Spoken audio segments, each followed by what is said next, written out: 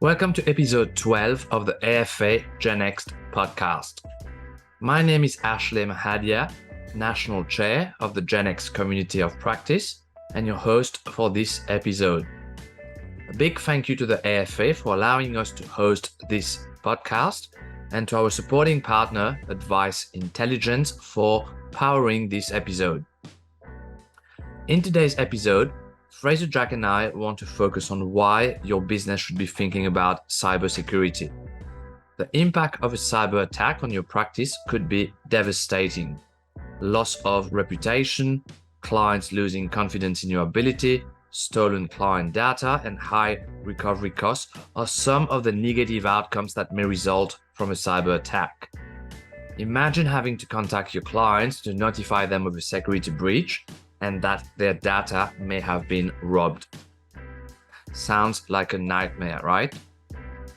Luckily, there are ways to guard your practice against cyber threats in order to protect your clients and business reputation. Fraser, welcome to the AFA GenNext podcast, mate.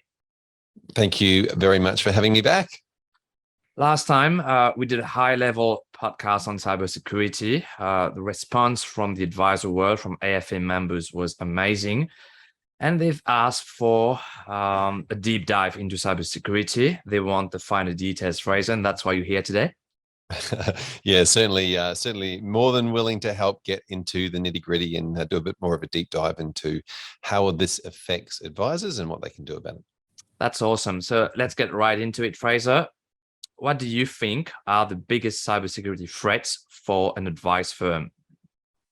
Well, so many actually, but the biggest threats are there's a few of them. Let's go with not safely securing email passwords and multi-factor authentication and all these sort of things that can be part of policies. But probably the main door into an advice office is through the email system. And the second area of that is the staff that actually open the door and allow these sort of threats in. So I'd say those are probably the two big things that should be looked at. And there was a lot in that. There was a lot of, once you start unpacking those things, there was a lot involved. But I guess from a visual point of view, the front door for a hacker to get into your business is through the email and the staff opening the door and allowing them in. I hear a lot of terms, Fraser: phishing, spear phishing, social engineering. Can you just maybe deep dive a little bit into some of those terms? Yeah, absolutely. So phishing is a term that is commonly used for the concept of somebody who is putting something out there, a bit of bait, if you like, to try and get somebody to click on it. And phishing is something where often contains a virus or something to get into a system. It's here is something you should do and click on. They're getting a little bit more and more sophisticated. They used to be a blanket, you've won the lottery and we want to give you the money. How do we get hold of you? Sort of things. And now they're getting very sophisticated and more poignant and getting into, address books and then sending it out as other people. I'm sure there's been plenty of things on come through on people's phones that say, from somebody who that it's also been hacked, and it sends to their address book from them and asking you to click on a link. So, it happens all through the social platforms as well, and your WhatsApp groups. It happens on Messenger and all these other forms. But essentially it is asking for somebody to click on a link and start downloading generally a malicious software that gets in and does certain things. Sometimes it's about getting into address books and spreading. If it's on your phone, it's trying to get into your banking apps, all these types of things. If it's on your email, it's trying to get into your work system and start looking and getting into credentials is number one, trying to get into your passwords, and then also and user IDs, and then also trying to get into systems and understanding. And once it's into systems, and so that's a combination. And so phishing is essentially a blanket approach where it's done in bulk, and they're trying to get they're putting a lot of emails or a lot of messages out there, and they're just trying to get a few people to click on. When we start talking about spear phishing, we're talking about individual attacks that occur on a certain business, and that is a targeted attack. And so what a hacker might do is look at a financial advice business, for example, and say, well, there's a lot of very, very valuable information inside that business, from tax returns to copies of ID to superannuation information and investment information to banking details to medical information on a personal statement, all these types of really valuable information. Obviously, user ID and passwords and those sorts of things, and addresses and everything that is important as well.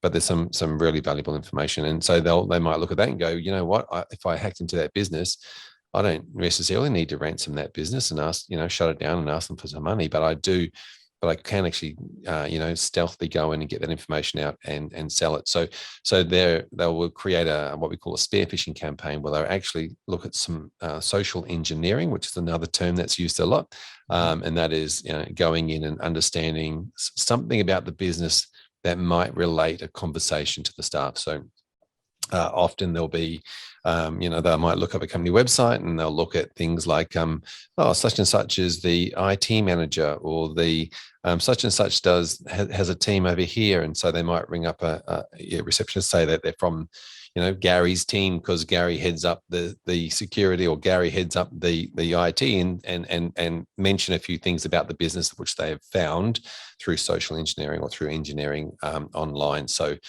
things like looking at people's Facebook accounts or their LinkedIn, and understanding who they are and how they operate within the business.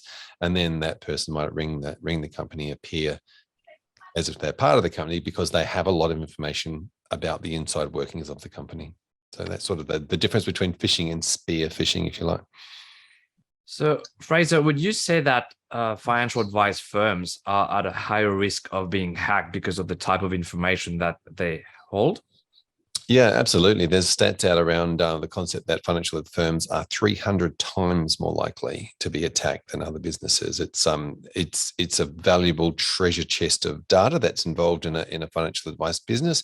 We all know that clients have a very, very trusted relationship with financial advisors, and they give financial advisors so much information because they trust them to look after it. And so it's absolutely, it's valuable for hackers. It's important that advisors take care of it and treat the information that their clients are giving them as an extension of the client. So if the client was there in the room, they would look after them in a certain way. And a lot of the time that happens, if clients are in an office, staff, fuss over them and make sure they're okay and they're comfortable and those sorts of things. And then their data that they give you really needs to be treated as an extension of that client. The data is not just data; it's part of a human's life. And if somebody can take that data, they can essentially, pose as that person and steal that person's identity.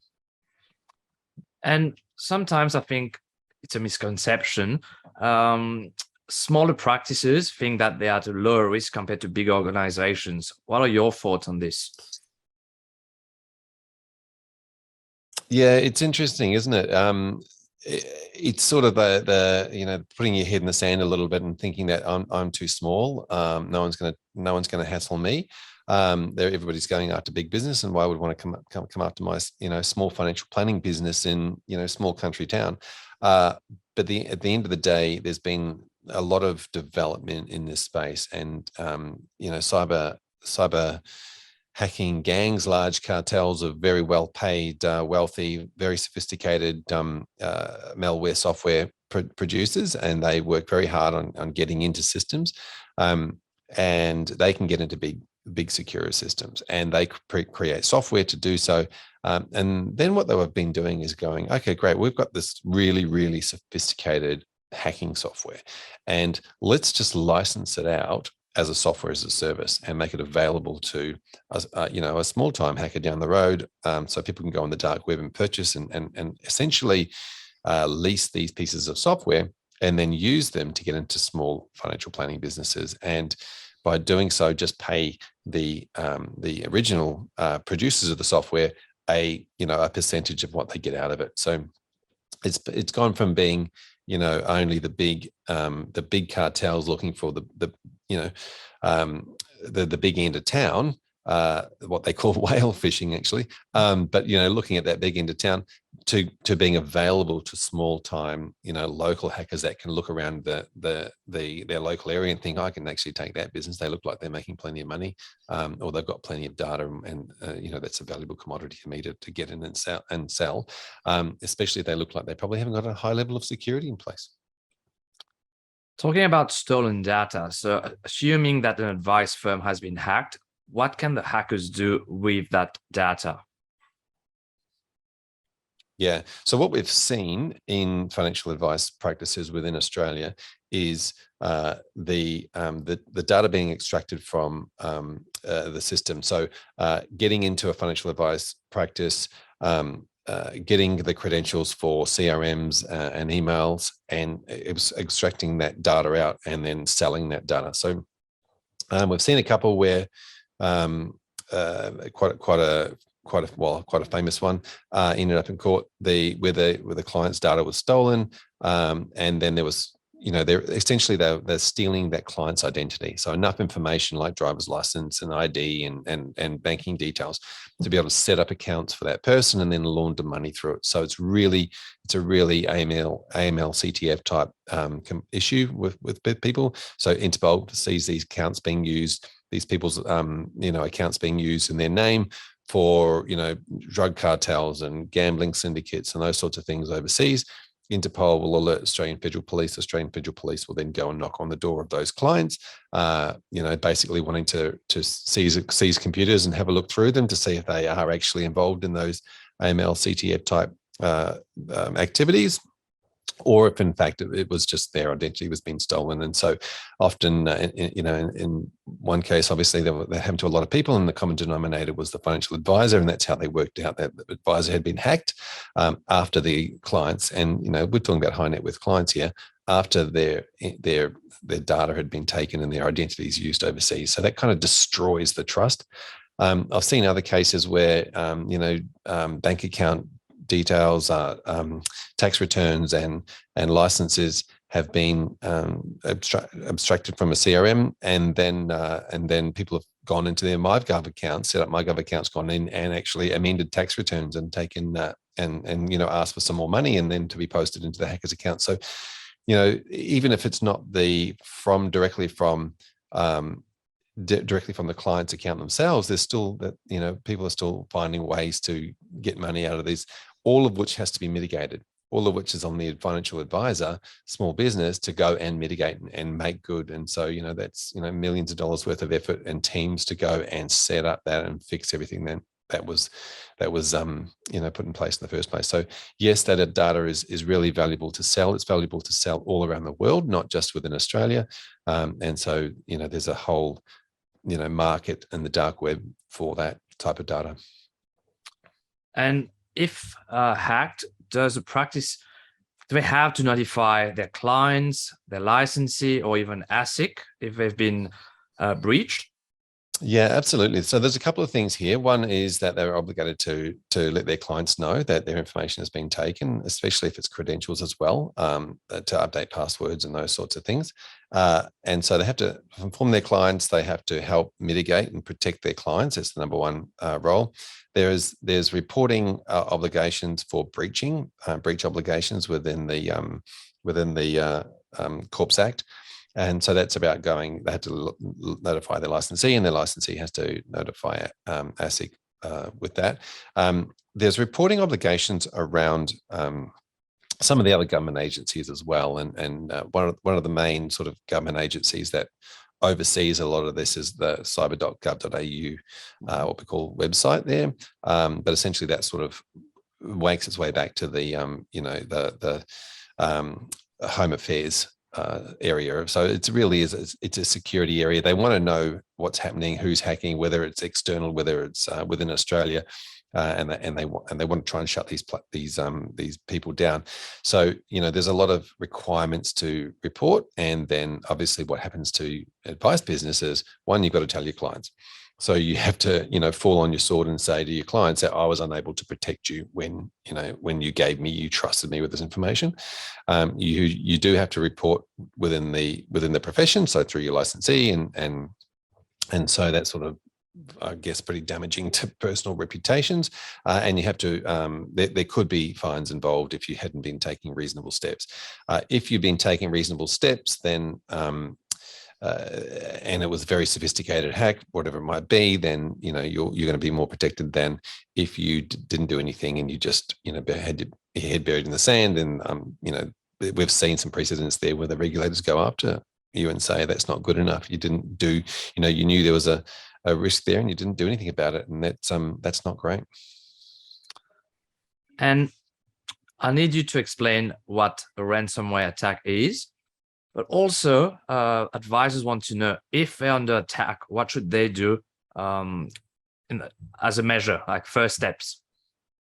Yeah, absolutely. So the main attacks that we're seeing, I'll get to that, but the main attacks we're seeing right now are getting into your system, your CRM, and downloading your data, getting into your email and understanding, because the way that email works a lot is it's data in transit, but it's also a lot of the time we have data at rest in there as well. So we have people opening their email and leaving it in their email. Now, if you imagine your letterbox outside the front of your house, anybody can come and stick anything they want in it, and there's probably a way that they can open your letterbox and see what's in there as well.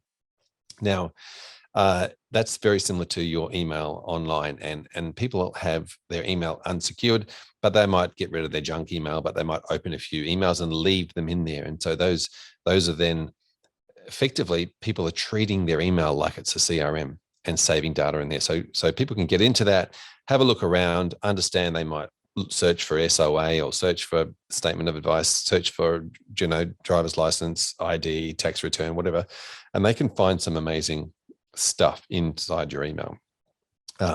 They might then look at trying to take that transaction that's coming up because I've read the SOA, and then contact the client pretending to be you and say, hey, that rollover we talked about, it's going into here as the account details. Can you pay that today? But it's not actually the real details. So there's ways of them socially engineering that.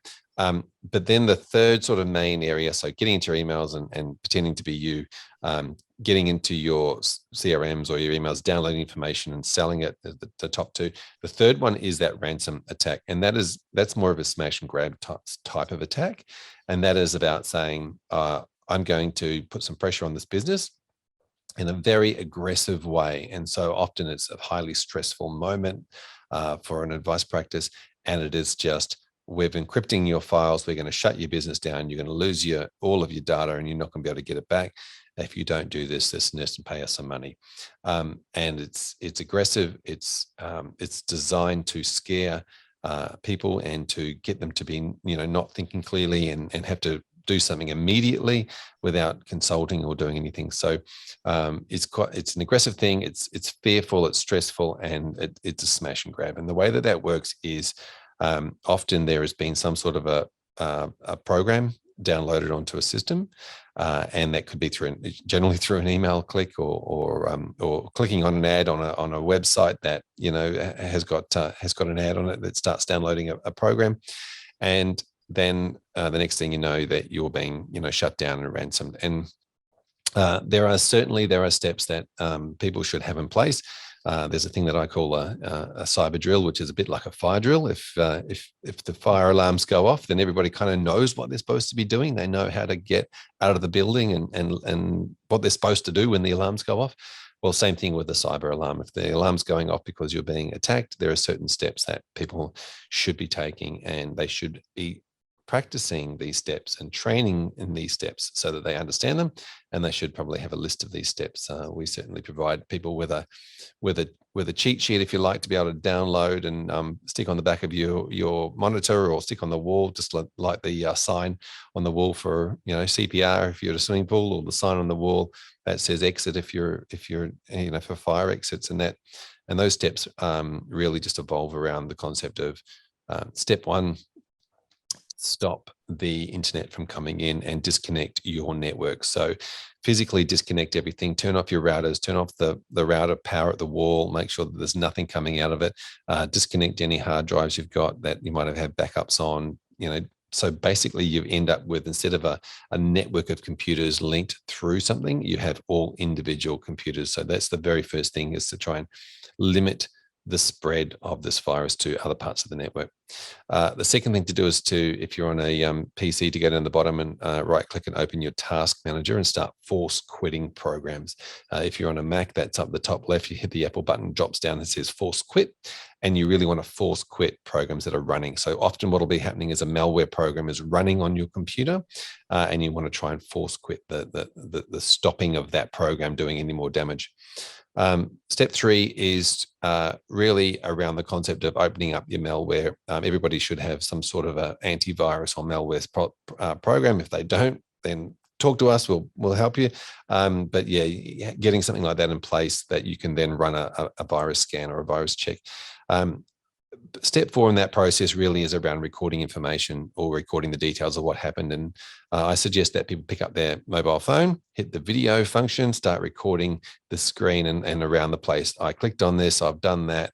The time is currently this day, time and this day. I think what happened is that, and this is because all these details you forget later are really, really important for some of the next steps, which is, an insurance claim, or making good, or fixing, for a service person, a specialist that's looking at your computer to try and fix it up. They need to know what happened, when it happened, how it happened, what you clicked on, what you did about it. And so recording that information on a video on your phone is the easiest way to do that. And so that's what we do. And then after that, of course, we have steps in place like reporting, how you're going to let people know, contacting your insurance company, because they have claims teams that are very good at this at the time. And it's one of those things like calling an ambulance, that every second counts, right? So it's not about waiting 2 or 3 days before you tell everybody. Every moment that you can save in this process will help in the long run. So yeah, there's definitely a checklist of things that you can do. And what should the practice do to never be in that position? Yeah, very good call. The never say never, but it's really around awareness, right? So every single staff member in the practice needs to be aware of this.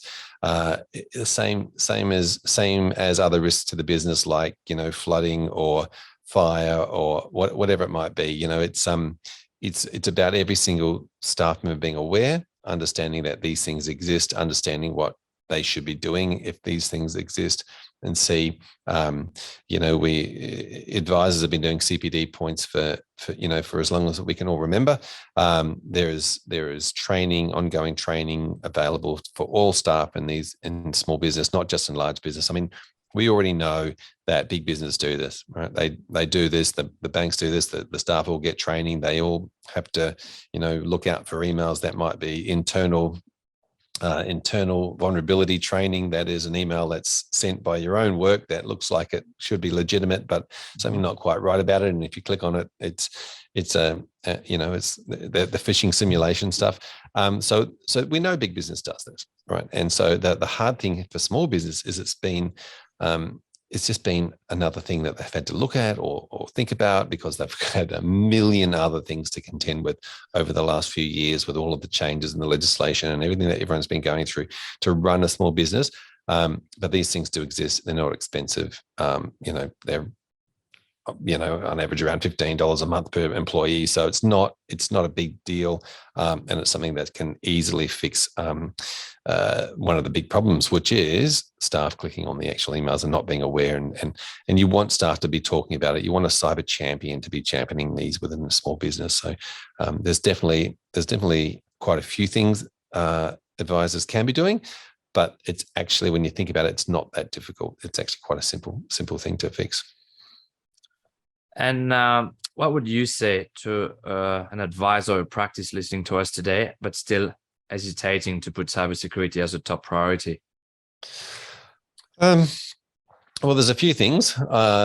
It's definitely a high priority. There's the risks are huge. Not just legislative risks, around the concept of what regulators are asking licensees to provide evidence on. Regulators are asking licensees to provide information. So licensees will be coming, if they haven't already, to advisors to say, we need you to provide evidence that you are doing these things, because we're going to have to report to the regulator. That's a given. Then I would say that it's kind of a mindset thing, right? You think, oh, what are the odds of it happening to me? We know the cost is high.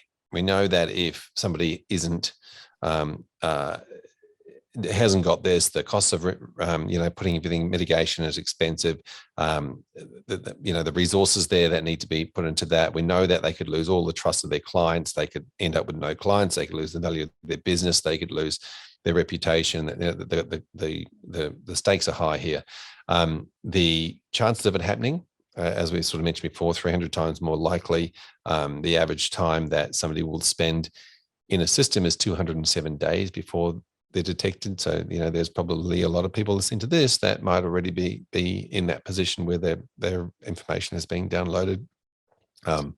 We know that there is a high chance, and everybody knows somebody who has had something within their email, or somebody's gone on. The risk is not just within the business; it's within the clients and the emails of your clients as well. So there's a lot of stuff that should be put in place.